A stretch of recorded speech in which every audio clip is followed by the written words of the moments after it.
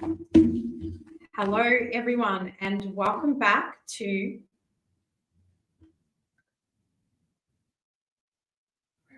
Hello. Working. Can you hear? Hello, everyone. Where are you? Unmute yours, Julie. And unmute your speaker. Okay. I'm just having some technical challenges. You can hear us okay now?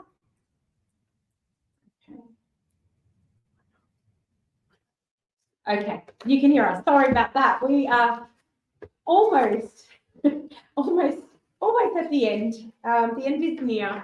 This is our last closing session. Sorry, I promise we'll make it fun.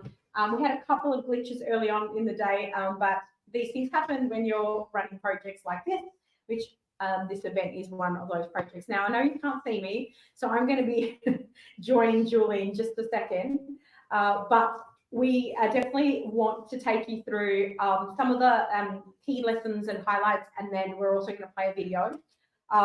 Before we get into some of the highlights, I just want to take a moment to thank all of our speakers.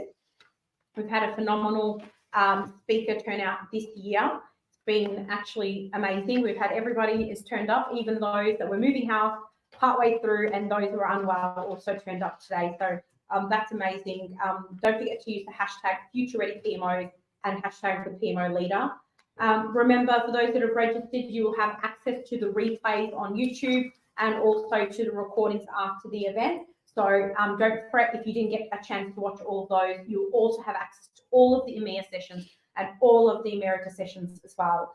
So before we go to next steps, let Julie and I will take you through what we have learned so far through the highlights. And I'm going to pop over here on camera because my camera's decided it's a bit exhausted and not going to work. So I'm going to join Julie over here and wrap up together. So let's kick us off, and why don't we start with our let's see who we have first up, other than ourselves, of course, Ryan. So let's start with Ryan. I don't think there's anything wrong with saying that one of the highlights was yourself and myself kicking off, so that's okay. So Yeah, no room for modesty here.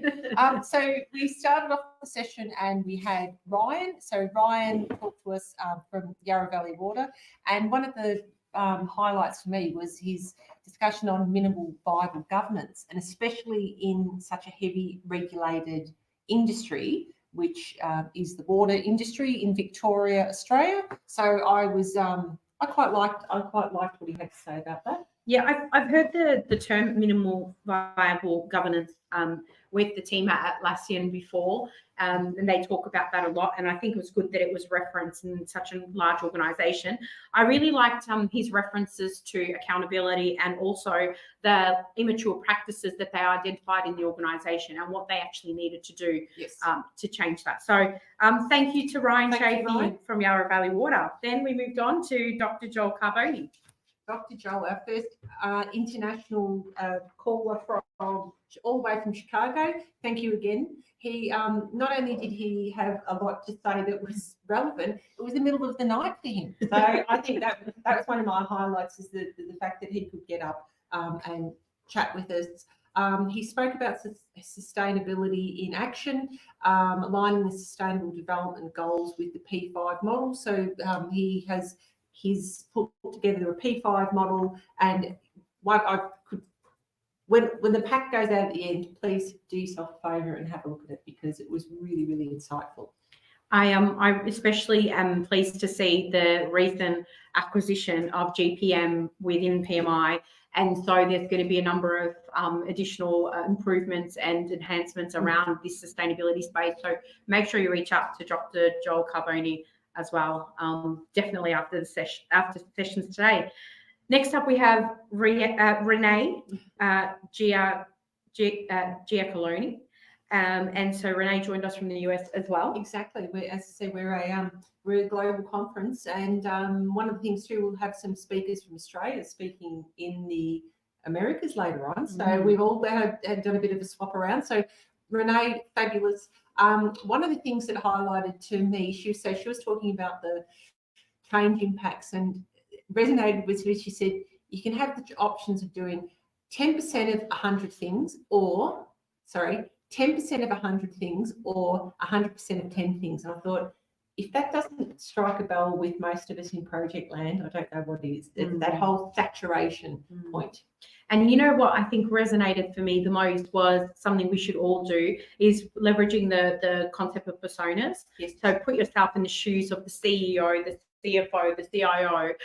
Doing that actually enables you to be more adaptive to what their needs are. And I think that was really good because you're now putting yourself in their shoes, and then you can empathize more with what their needs are, and then it makes you more, I guess, more versatile and adaptable to their needs and to the organization. So thank you, Renee. We really appreciated you. Next up, we had panel 1. So this was my panel, from Deliberative Strategy, Evolving the Role of the Project Manager in the C-Suite. We had Mark Sostad, Renee, once again, Peter Houlihan, and Bashaki Connor. What was your key takeaways from that? Besides the fact that it was beautifully facilitated by yourself. So one of the things that kept coming from the executive panel was about languaging and about communication. And so I've got a point up there that's about talk to me in my language. There's absolutely no point in using different jargon. And they spoke about jargon, and I think that we all fall into we're trying to impress our executives, and so we think, oh, we use the snappy words, but they were like, no, we can't understand that. So, and that's a nice takeaway for me. I think they all aligned on the fact that soft skills are the way to go moving forward. So from a leadership perspective, having soft skills and emphasizing and building on and improving your soft skills is an essential skill and capability, I guess, for leaders, whether you're in projects, PMO, transformation, at the C-suite. So that was a really insightful panel. So thank you to all of those panelists. And then we had the lovely Divya, current president of PMI Melbourne chapter, who actually was very unwell and still looked amazing and spoke amazing. So what was your key highlights? Oh, well, once again, the fact that she turned up, and I was very appreciative of that. Divya spoke about empathy and leadership in action. So I'm just trying to think of a good way to describe it. So know when. I was talking about know when to not act and how to remove. I'm just trying to see what have we said here? Remove fear at all costs. So that was in regards to that authenticity about yourself too. So once again, empathetic leadership in action, and all the executives spoke about that. Future leadership having an increase in your EQ, because that's once again back to what you said. It's the soft skills. It's not just anyone can do a report, anyone can do a schedule, and so that's what came back to me. And Divya's message around starting where they are, where the stakeholders are, resonated and aligned to what Renee had said earlier around mapping to personas. So I think that was amazing. And Divya is always one to watch. So keep track of her journey. Then we had Bashaki Connor, an executive leader, actually, many years in the retail sector, and she was fascinating to hear her stories and insights, as always. The key takeaway for me from her conversation and presentation was around that we're in a point in life where we have to adapt faster than our environments. And I think that really resonates, particularly because at least for me, my team, the last 3 months, I feel like we're running 1,000,000 miles an hour. So it really did resonate for me personally and professionally. What about you? Well, one of the recurring themes was the lift, and the fact that not only does she put lift in action at work, it was also lift in action at the gym. So amazing leader, and a lot of it resonated. And we had a comment on there about it, really aligns to that lean principles in manufacturing as well. So that's the takeaway from me. And then we moved into your panel, so the second panel, which I will admit you fabulously run as always, especially knowing that all of those panels loved you and you loved them. So we made some real romantic connections here by the sounds of it. But Melissa Barros, Mark Abdul Malik, who's also a return visitor and a long-term advocate of TPL, and then Amira, who's also the PMO Global APAC lead, who was moving house and still showed up and managed to participate. So what was for you being the facilitator? We'll talk about adaptability. Moving house, the internet kept cutting in and out, and she just kept turning up and doing that. So, clap for her. The biggest takeaway was that they talk about the statistics in regards to people putting themselves forward to try to get these awards, and how that we have such a in this part of the region, we had such a small uptake. And their advice was, have a crack. Like, the worst thing that can happen to you is that you get a peer review, or as Mark said, you get some free consultation. So that was amazing. We had more volunteers to be members of the panel than we do to actually have people as PMO leads putting our PMOs up for awards. And it is the only global award. And now that it's in the PMI umbrella, it makes even more sense to apply for it. So really well done to that there. Then we moved into the discussion with our Asia Pacific Gold sponsors. So matte.io, make sure you check them out. Matt's amazing, excellent change management professional. Excellent. What did you take away from it? Well, and there's no flies on the other gold sponsor who's sitting here to my left here, but I'll give a sing out to yourself too. So first of all, once again, thank you for both of you sponsoring. The synergies between the change management and from a professional sense and how it incorporates with all of the PMO, and we had some really good, interesting comments on there. People saying, change management sits under PMO, and do you know what? However it works, that's the thing. It's for me, it goes hand in hand. It's you can't have one without the other and expect effectiveness. So it was great to hear from Matt again. Amazing to see them working better together as well. One of our key trends from last year. And then we moved into Alice Brover. So Alice was the recent ex-CIO of Toyota, a very senior executive in the IT space, and he's was so practical, talking about from an executive perspective. We spend so much time reporting. I don't think any PMO can get away from that. But what are the things that they don't teach you? And I thought that practical insights was just phenomenal. What did you take away from it? Well, it was saying here about tell the story, not just the stats. And he used the term political capital. And I thought, I had to write that one down. So don't just, and those saying, but don't die, if you're prepared to die on the hood. So if you've gone up to the executive and you've done a pitch and it hasn't worked, don't go back again and ask the same thing and expect a different type of result. So that was advice for free that we should all take. I know, especially because he's a senior consultant, a virtual CIO. So lots of free advice today. That was great. And then we moved into Kathy. So Kathy's a return speaker by popular demand. She's fantastic. So Alice talked about reporting. Kathy talked about stakeholders.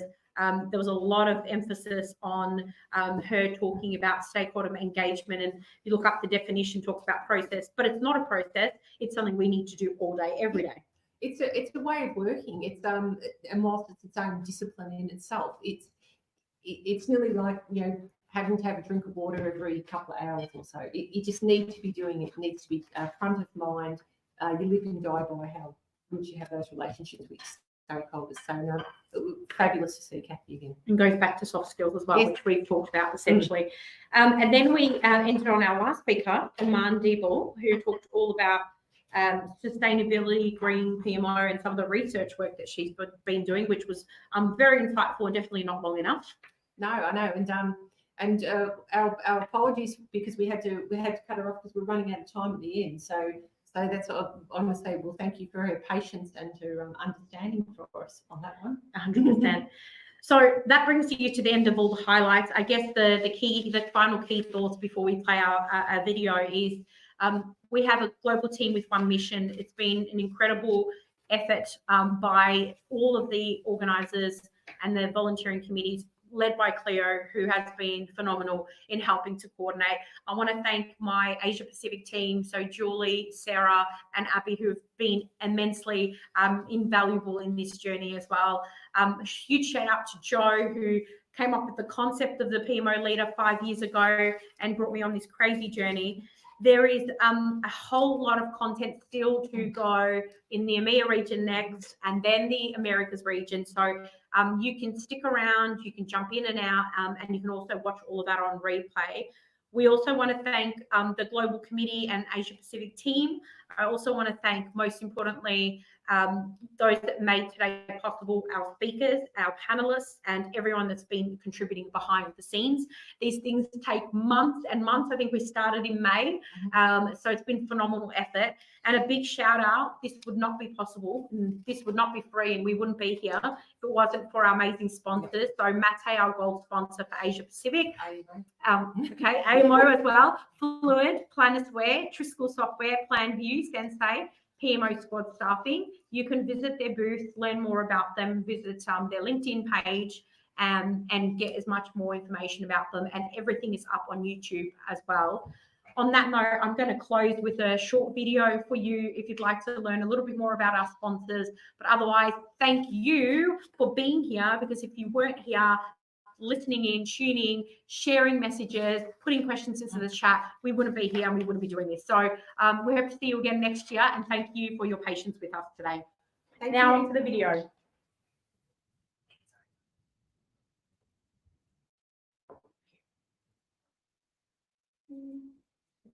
Play the video. Here comes the video.